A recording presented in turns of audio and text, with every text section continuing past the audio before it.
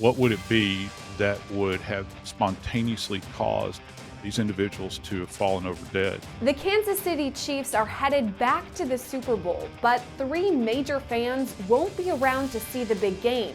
Did they freeze to death, or was it something more sinister? Yeah, this case out of Kansas City is arguably one of the more baffling cases that I've come across this year so far, even in 2023 by that standard. Forensic death investigator Joseph Scott Morgan says there's still many unanswered questions in this case. Did anything occur within that home that may have led to this? Did they ingest something? Did they smoke something? Was something injected?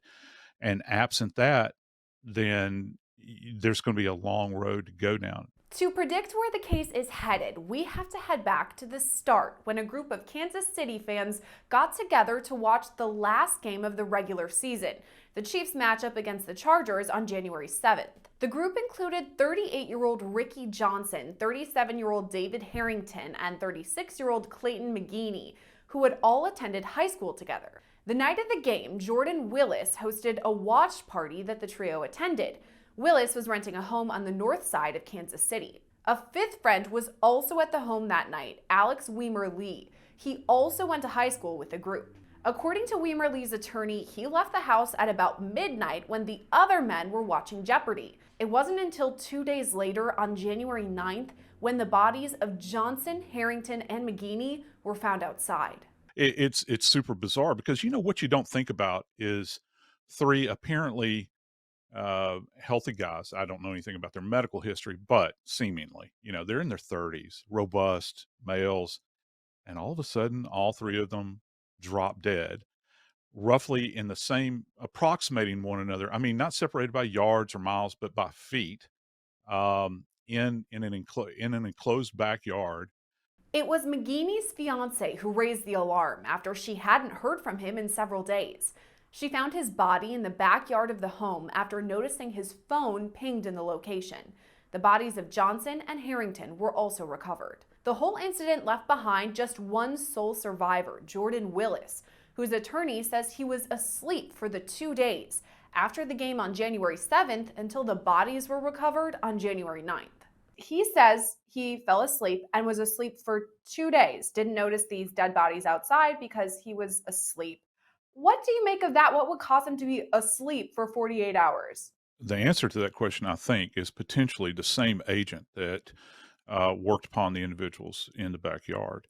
How in the world does someone lose 48 hours of their life?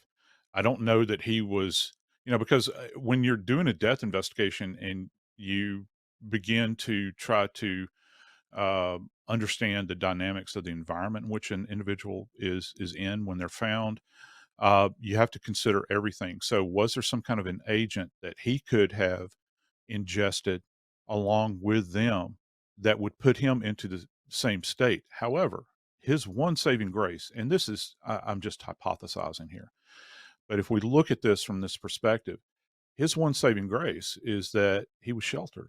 He was in an environment that is going to maintain that core body temperature. So far, investigators in Kansas City have said that this is not a murder investigation. They're saying that Jordan Willis is not a suspect in this. He's been cooperative. No charges have been filed against him. There's no suspicion of foul play. Is that accurate? I mean, did they jump to conclusions? Should they be taking a closer look at everything that potentially there is foul play? There's a checklist that we go through as death investigators, and what I teach my students at both the university where I teach and police academy is that every death is a homicide until proven otherwise. So I wonder from their perspective, because I'm not there, I wonder if it met that standard. And so they've checked homicide off of their list, and now they're kind of going down the list till they're going to land at a location that seems reasonable. What sort of factors would go into them proving that it wasn't a homicide already this early on? Well, I think probably the most glaring thing, first off, where you're going to start is absence of trauma, presence or absence of trauma. So, is there an indication that any of these individuals may have been beaten, subdued, or sustained any kind of injury. And we haven't heard anything like that as to this point. So, why would Johnson, Harrington, and McGeeney act so out of character? The big question mark for me, though, is that these three men went outside and they didn't come back inside. If they were chilly, if they were feeling cold, if they were having any of these symptoms, they could have just walked inside. So, is that a mystery part of this story? Yeah, so it provides us clues in this particular case where there are certain things that we're going to look for. Remember how we had talked about that people just don't spontaneously fall over dead. So there has to be, I think at least, some agent involved here, something that is going on internally, probably at a chemical level, to get an individual, to get three individuals, grown men at this stage in their life, to suddenly collapse and not be able, and this is important, not be able to look out for their own personal welfare. Morgan says if foul play was ruled out, investigators likely moved on to new theories pretty quickly. Right now, if they're saying that this is not a homicide or homicides, we need to make that plural. Then for me, the next logical step is probably going to be an accidental event, and that can involve any number of things. Any kind of toxic substance that they may have been exposed to. Now, whether or not there was some kind of malicious intent with their exposure to this, if it does in fact exist, and that's another road that the police will have to go down. But the starting point is obviously going to be the tox exam. The next step is determining what kind of drug could cause potentially four grown men to be completely knocked out. As an investigator, you begin to think, well, what could facilitate this? Well, it's going to have to be something that would be quick acting. It would have to be something that is so physiologically overwhelming so that it knocks a grown man to their knees. As a matter of fact, they might not even be capable of rendering aid, not just to themselves, but to one another, because obviously there was one person that went down probably first. Was there a lack of awareness on everybody else's part that this was occurring, and then suddenly it occurred? Suddenly it happened to them. And what would that be? Well, I have to think of something that is going to drive down your neurological responses to the point where you're almost in uh, a comatose state at that point in time. Well, what could facilitate that? At the top of my list are going to be opioids and or perhaps some kind of synthetic opioid. And I think that that's probably what is involved in the toxicology right now. So far, we're still waiting on toxicology and autopsy reports. While we don't know an official cause of death yet, a lot of people speculating that they may have frozen to death.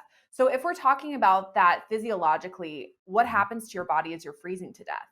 Well, what's going to happen? And of course, this is all environmentally dependent. It's heavily dependent uh, also on the clothing. Are you layered up? We always hear that. When they talk about dealing with the cold, you need to layer and that sort of thing. If these individuals were out there in this environment and they didn't have the appropriate clothing on, first off, that's going to speed this process up. So physiologically, what occurs is that the more of a reduction of your core body temperature, particularly in this rapid rate that this probably occurred in, um, due to the ambient environmental temperature. And remember, the temperature from the last moment they were known to be alive, the temperature is progressively going downward. Um, it is going to send you into a cardiac event. And the way this happens is that your core body temperature begins to drop. Your body cannot accommodate that, either your heart or your brain. And so you'll have an event that will slow your heartbeat down, because keep in mind our heart is and our brain at a primal level is struggling to stay alive. It wants oxygen. It has to be the tissues have to be well oxygenated. That occurs through blood flow. And then as the heart begins to slow as a result of this external temperature that's decreasing, as well as core body temperature, it's going to send them into a fatal event. And that's what probably happened in this case. Family members of Johnson, Harrington, and McGeeney have been outspoken, saying the men were not drug users and would not have willingly stayed outside long enough to freeze to death. Instead, they're pointing the finger at Willis. As to Mr. Willis, here's one of the problems we're going to encounter if we're trying to correlate the happenings in the backyard with this 48-hour gap for him. If he had the same agent on board, and remember the police came to the door 48 hours later, one report said that he was dressed in boxers and he was holding an empty wine glass, I think, at that point in time. Um, did they take him in for an exam? Because we're going to be absent that piece of data. We don't know if they did a blood draw on him. We don't know if he was physically assessed by a medical professional. I think that could help, but I don't know if that necessarily occurred. Even if EMTs came out to the scene and examined him, it doesn't sound like that happened though, because they began to question him at that point in time. So it'd be good to have his data if that could be correlated. Morgan says the rental house and scene of the men's deaths could hold key information into the investigation. One thing from me, from a forensic standpoint, that is going to be absolutely positively critical in this case is that any containers, drinking vessels, anything that they found adjacent to those remains in the backyard, those should have been collected and those should have been analyzed. And also anything contained within the home. We haven't heard if a search warrant was issued for this home and the police thoroughly went through it with a fine-tooth comb, looking for answers essentially as to what could have brought this about. Because you can't look at from a medical legal standpoint. You can't look at this from simply a crime standpoint. This is when you start to talk about three individuals that are deceased and a fourth that has lost 2 days. This is like a public health event at that point in time. You want to know if there's anything that's there in that location that's creating a problem. This potential mystery drug could mean danger for the public. If this is some kind of street drug and it is this powerful that it would kill these three individuals along with hypothermia, we have to put that caveat in there. I think that it would be in the best interest of law enforcement investigators to find the source of the substance, because Lord only knows how many other people might be at risk out there. Because if it'll take out three people and potentially have another one lose consciousness for 48 hours or more, this is something that's out there that's rather dangerous. So they need to track down whatever this is, if there is this mysterious substance out there, and deal with that subject and that substance as expeditiously as possible, because other lives could be at risk. And there's still the question of how the men potentially accessed this drug. You have to ask yourself this question: did anything occur within that home that may have led to this? Did they ingest something? Did they smoke something? Was something injected? And absent that, then there's going to be a long road to go down. They have to find something from a toxicological standpoint to explain this. And look, people can be, and this is the way it. Let's just take a stab at this and say that, all right, people are saying this is a homicide. Well, how do you get this substance into somebody's body, whatever it is, this mysterious substance, in order to bring about their death? Well, you would have to have access to either their drinks, you would have to inject them with something, you would have to offer them something to smoke that might contain this agent. Was there an opportunity to do that, and who was involved in it? So I think that's the big ask right there. While investigators are working behind the scenes, Morgan says it makes sense they haven't yet spoken out publicly. As a matter of fact, medical examiners have been kind of mute at this point in time, as well they should be. I don't blame them. They need to be quiet during this period of time, because the police are working this investigation from their angle. The ME is working it from their angle. And so when you begin to kind of go down this checklist, after you've passed all of those little points along continuum for homicide investigation, then you begin to think about, well, what could define this as an accident? What would it be that would have spontaneously caused these individuals to have fallen over dead? Morgan says a place like Kansas City probably has a backlog of testing to do, meaning it could be weeks until autopsy or toxicology reports are released publicly. Reporting for Law&Crime, I'm Gillespie.